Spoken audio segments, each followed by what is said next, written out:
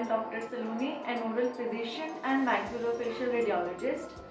आज हम बहुत कॉमन टॉपिक के बारे में बात करेंगे जो कि हर इंसान उस प्रॉब्लम से रोज़मर्रा की ज़िंदगी में जूझ रहा है, जिसको हम बोलते हैं अल्सर्स या माउथ अल्सर्स। सो बेसिकली आज हम कुछ कॉमन अल्सर्स की बात करेंगे, अदरवाइज तो बहुत सारे अल्सर्स हमारे ओरल कैविटी या माउथ में होते हैं।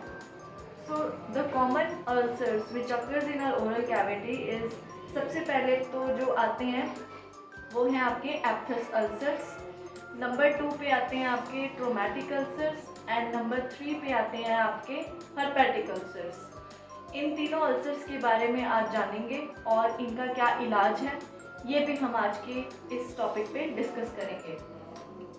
तो जिन लोगों ने हमारा चैनल अभी तक सब्सक्राइब नहीं किया है वो प्लीज़ उसको सब्सक्राइब कर लीजिए, ताकि आने वाले वीडियोस में आपको ओरल हेल्थ के बारे में जानकारी मिले, अवेयरनेस आए और इलाज जो आप कभी कभी इग्नोर कर देते हो उस चीज़ के लिए आपके लिए भी वो बेनिफिशियल हो। सो चलते हैं अपने टॉपिक पे। सबसे पहले हम बात करते हैं एप्थस अल्सर्स की। अब जो ये एप्थस अल्सर्स हैं इसको हम कैसे पहचानेंगे कि ये एप्थस अल्सर्स है या फिर ये किसी और प्रकार का अल्सर है। आजकल हमारी ज़िंदगी बहुत फास्ट हो गई है, तो उस हिसाब से हमारी टेंशन्स भी बढ़ गई हैं। तो हमारा जो एप्थस अल्सर है इसका मेन रीज़न है स्ट्रेस या टेंशन। अगर आपकी ज़िंदगी में तनाव है या मानसिक तनाव से आप जूझ रहे हो तो मोस्ट लाइकली आपको ये अल्सर्स होने के चांसेस हैं। सो ये दिखता कैसे है आपके ओरल कैविटी में, ये आपको एक सफ़ेद रंग का अल्सर दिखेगा और जिसके अराउंड आपका लाल रंग का निशान होगा जिसको हम इन्फ्लेमेशन बोलते हैं, और पेशेंट को पेन होगा इसमें और बर्निंग सेंसेशन, मतलब उसका मुंह जलेगा जब भी वो कोई गर्म चीज़ या तीखी चीज़ जैसे हॉट एंड स्पाइसी फूड्स अगर वो ले रहा है तो उसको वो खाने में दर्द होगा और साथ साथ उसका मुंह एकदम जलेगा। तो ऐसी कंडीशन को हम एप्थस अल्सर्स बोलते हैं। और ये कैसे होते हैं अब इस पे आते हैं। सबसे पहले तो मैंने आपको बता दिया कि stress is the main reason. Number 2, कभी कभी हम लोग कोई मेडिसिन ले रहे होते हैं, जैसे कईयों को कोई मेडिकली कॉम्प्रोमाइज है तो वो एंटीबायोटिक्स पे होते हैं, डायबिटिक है तो उनको स्ट्रॉन्ग मेडिकेशंस दी होती है। तो कोई भी अगर आप एंटीबायोटिक्स ले रहे हो तो उसका जो एलर्जिक रिएक्शन है वो आपका अल्सर्स कॉज कर सकता है, बिकॉज इट इज़ सेकेंडरली इन्फेक्टेड। अब आपका जो अल्सर है वो स्ट्रॉन्ग मेडिसिन की कॉम्प्लिकेशन भी हो सकता है, जिसकी वजह से बॉडी में गर्मी ज़्यादा हो जाती है and that leads to the formation of ulcers in your oral cavity.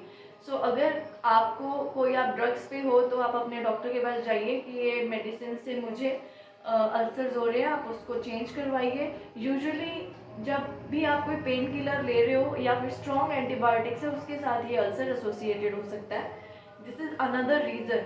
And number 3 reason is, कभी कभी जब स्प्रिंग सीजन में मेनली बच्चों को वायरल इन्फेक्शन हो जाता है कोई भी, जैसे फीवर कोल्ड, तो उस वजह से भी कभी कभी अल्सर्स आ जाते हैं। सो ये इस तरह की कैटेगरी को हम बोलते हैं एप्थस अल्सर्स। ओके, नंबर 2 पे आते हैं आपके traumatic ulcers. Traumatic ulcers means जैसे नाम में ही लिखा है ट्रॉमा। ट्रॉमा मतलब जैसे आपको कोई चीज़ हिट कर रही है आपके माउथ में।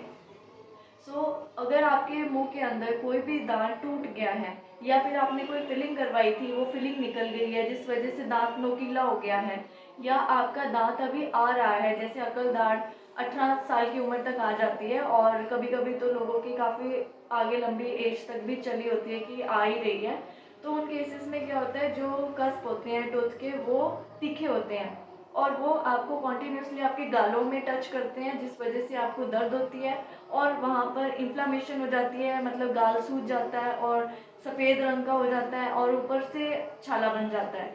तो उन कंडीशंस को हम बोलते हैं ट्रोमेटिक अल्सर। यूजुअली आपके जो जीभ के पिछले भाग में ये ज़्यादा देखने को मिलता है क्योंकि दांत नोकीले उस एरिया में ज़्यादा होते हैं। तो ये इस तरह की कैटेगरी को ट्रोमेटिक अल्सर बोलेंगे। नंबर 3 जो आते हैं हर्पेटिक अल्सर्स। अब जो ये हर्पेटिक अल्सर्स हैं ये हमेशा आपके ये जो आपका लिप्स का जो ये एरिया होता है, दिस एरिया, इसको हम हमारी टर्मिनोलॉजी में बोलते हैं वर्मिलियन बॉर्डर ऑफ लिप, और तालुआ जो आपका पैलेट है। तो इन दो रीजन में ये ज़्यादा कॉमनली देखने को मिलता है, और इसका एक मेन कॉज है कि पेशेंट को हम जब ये छाला हुआ उसके 2 या 3 दिन पहले उसको फीवर आता है या उसको बुखार हो जाता है। तो ये जो कॉज है ये सिर्फ हर्पेटिक अल्सर्स के साथ ही एसोसिएटेड होता है, ना ये ट्रोमेटिक अल्सर के साथ होता है और ना ही ये एप्थस अल्सर्स के साथ होता है। तो हम इस तरह इस चीज़ को डिफ्रेंशिएट कर सकते हैं कि पेशेंट को हर्पेटिक अल्सर हुआ है, मीन्स उसने एक वायरल फॉर्म ऑफ अल्सर को कैच कर लिया है, और इसके जो छाले होते हैं उसके ऊपर क्रस्ट्स होती हैं, वो क्रस्ट बन के निकलता है। लेकिन एप्थस अल्सर में इस तरह का कोई क्रस्ट नहीं होता, उसके अंदर सिर्फ सफ़ेद रंग का अल्सर होगा जिसको हम नेक्रोसिस बोलते हैं सेंटर में, और उसके आसपास लाल रंग का अरिथमेटस हेलो होगा जिसको हम इन्फ्लामेशन बोलते हैं आम भाषा में। ओके, सो ये 3 प्रकार के अल्सर्स हैं जो कॉमनली हम फेस करते हैं डे टू डे लाइफ में। अब आते हैं हम इसके ट्रीटमेंट पे, इसका इलाज कैसे करें।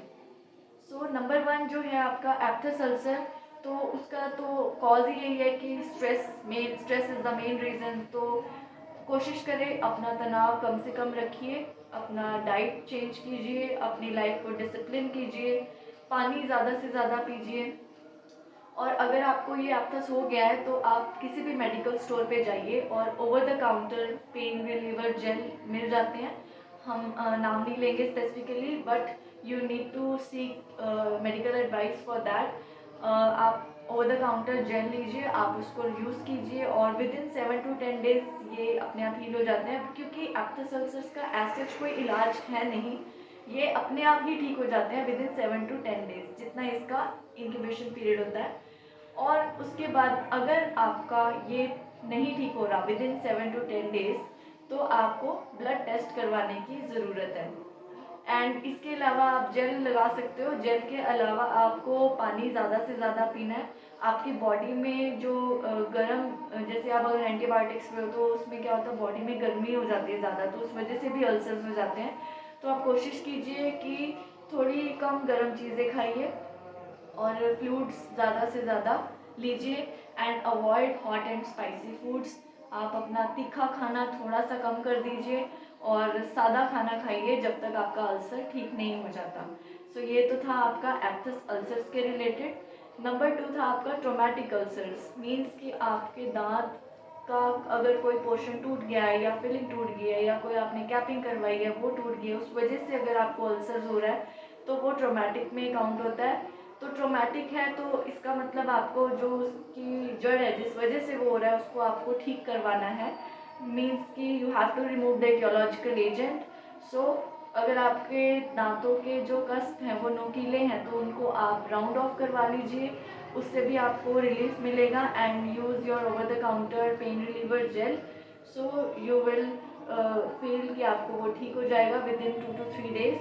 एंड अगर कोई फिलिंग निकली है then go for the restoration, आप उसकी फिलिंग करवाइए। अगर दांत टूट गया है then go for the extraction, और उसके बाद आप अपना नया दांत लगवाइए। तो ये आपका ट्रोमेटिक अल्सर का ट्रीटमेंट है। नंबर 3 आता है आपका हर्पेटिक अल्सर। अब जो हर्पेटिक अल्सर है वो आपको जैसे बताया था कि वो फीवर के साथ रिलेटेड है, then you go for your कोई भी आप अपनी जैसे मेडिसिन लेते हैं फीवर के टाइम पर, पैरासीटामोल वगैरह वो आप लीजिए, एंड आप अल्सर्स के लिए ओवर द काउंटर जेल आप लगवाइए। एंड जो उसके लिए ड्रग्स आती हैं आप गम पेंट भी यूज़ कर सकते हो। तो ये जो थे ये आपके अल्सर्स के रिलेटेड मेडिसिन थे जिसको आप यूज़ करके अपने अल्सर्स को ठीक कर सकते हो। जब भी आपको जलन या फिर दर्द महसूस हो तो अपना एक बार चेक कीजिए कि आपको प्रॉब्लम किस वजह से आ रही है। लेकिन अगर आपको हफ्ते 10 दिन तक वो चीज़ नहीं ठीक हो रही then go for the medical advice. I hope आपको आज का टॉपिक अच्छा लगा हो और हो सकता है किसी के काम भी आया हो। तो अगर आपको और भी जानकारी ओरल हेल्थ के रिलेटेड चाहिए तो इस चैनल को सब्सक्राइब ज़रूर कीजिए। एंड अगर कोई क्वेश्चंस आपके मन में है तो उसको कमेंट बॉक्स में लिखिए and I give the answers. Thank you for watching, will meet next time.